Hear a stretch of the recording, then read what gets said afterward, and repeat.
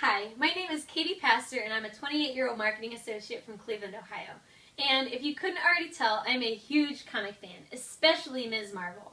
My love for comics grew at a really early age. When I was about 5 years old, my uncle had this huge filing cabinet full of comics, and he used to just pull one out and say, who is this character and what is their special power? And I used to be able to rattle it off like it was nothing. So naturally, when the 90s X-Men TV show came out, I was a huge fan. I loved Rogue. I thought she was just the coolest until I saw the episode where she stole Ms. Marvel's powers. And I was like, oh my gosh, what gives? Like, poor Ms. Marvel had these powers and Rogue just stole them. That's not fair.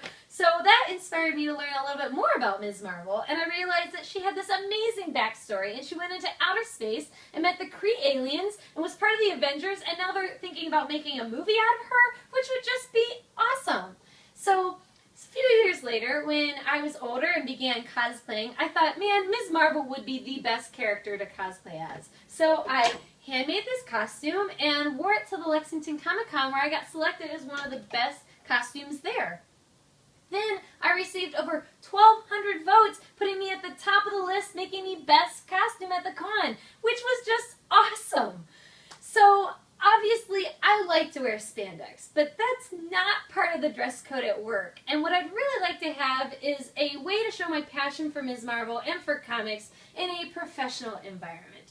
I'd like to have like a statuette or a bust of Ms. Marvel that I can proudly display on my desktop and make it like a talking point.